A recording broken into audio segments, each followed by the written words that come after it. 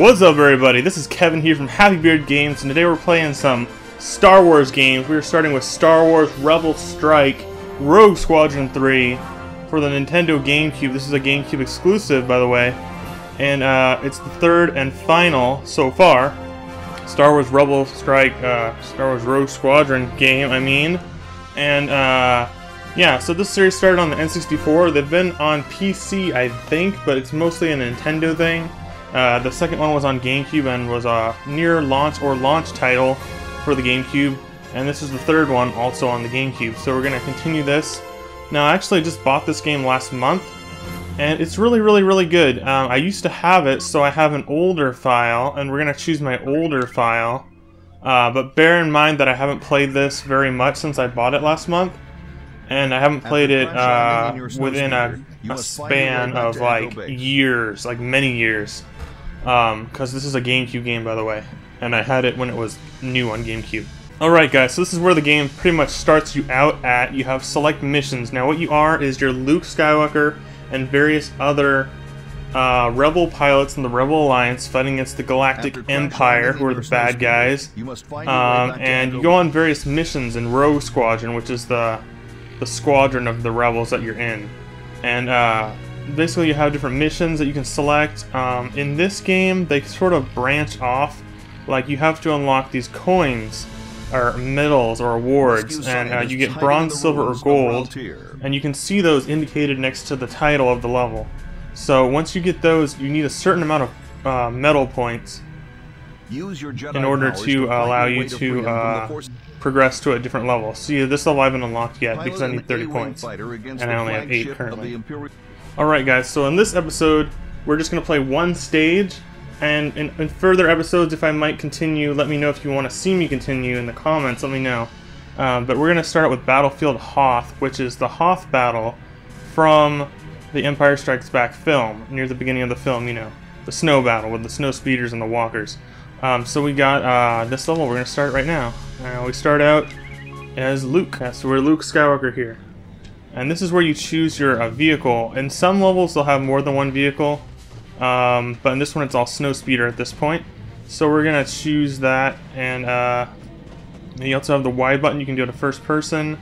This game features a lot of on-foot missions, but not too much. It's mostly a space combat game.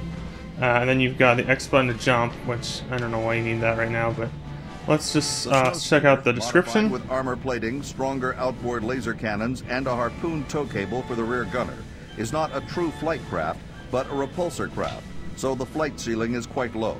It hugs the ground well and is also quite maneuverable, but the addition of deflector shields was deemed costly and time-consuming, so watch yourself. The controls are quite Watch yourself. Okay, so we're gonna choose this speeder because it has a tow cable, and that's what we need for this mission. You see the Millennium Falcons in the background, which is Han Solo's ship, you know. Okay, so here we go, guys. Let's get ready to play.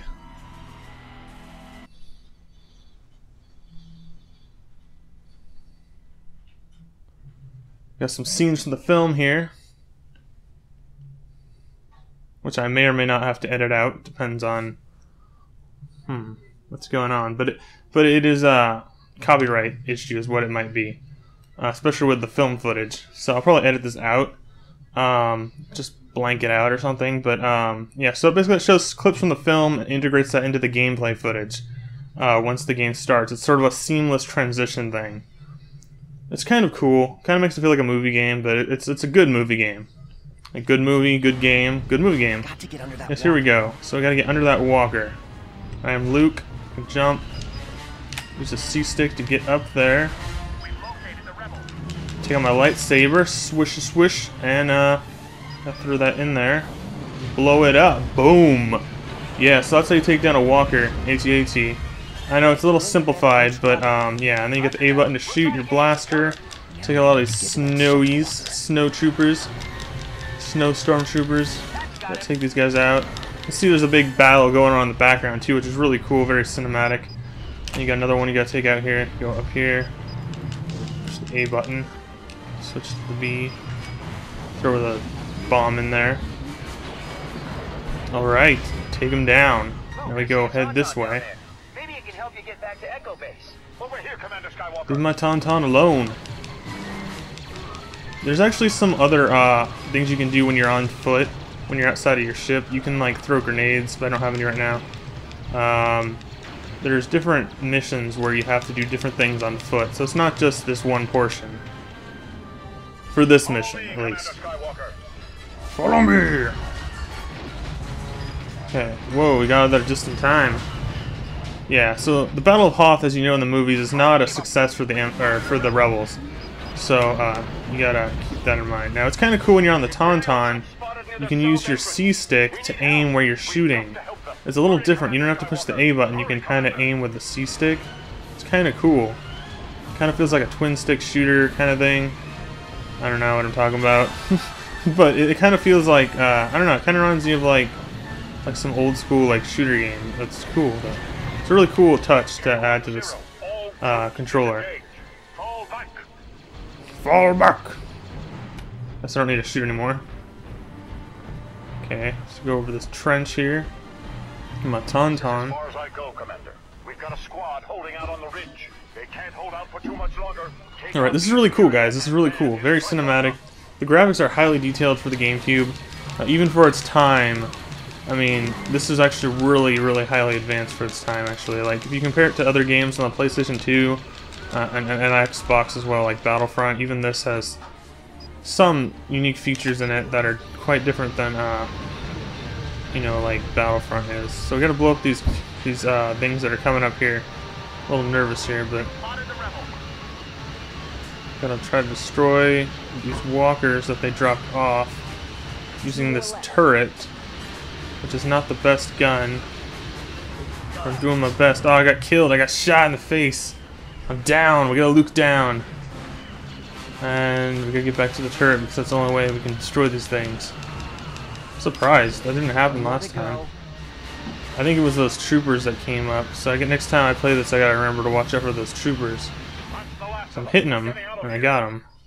Okay, we got them. Now we're another movie scene here, guys. It's basically just when Luke's getting into his X-wing, like after most of the ground battle when they're about to escape Hoth. And we're taking off the planet Hoth. But there's actually a little bit more that wasn't in the film. You have to protect these transports here, and this is where it gets tough, and I don't know if I can even do this. Because I'm not sure exactly how to play this too well on space parts. Because once again, I just bought this, so... Let's see what I can do here. Got a couple ties. What is our mission? Let's form up. You have these different commands you can give to your squadron. Somehow I gotta dodge these guys. Now, just like in the films, you have two different modes for your X-Wing. You have your attack, which is what I'm doing now, and you have like a closed wing where you go a little bit faster. And I cannot see anything right now. Too much cloudage. Too much cloudage. Let's turn around.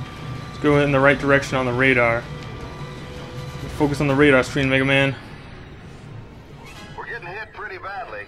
We can't take much. Sorry. Probably gonna lose here. Let's see if I can do this. We can't take much more. I have some missiles, but they're not doing much. Awaiting your command.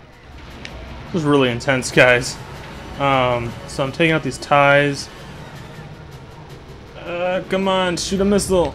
Come on. I thought there was a ship on top of him. Whoa! Scary R2 sound. I'll take out that bomber. Yes, got the bomber. Gotta take out that other ship. There we go. Come on, get the ties. They're just crashing into him. They're just crashing into him. Oh no. And I got killed at the same time. There's a lot of bombers there.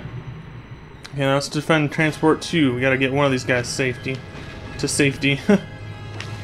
is intense. I don't think it's really that hard once I know what I'm doing. You just gotta follow the instructions or commands, and you gotta how do I barrel roll out of this thing?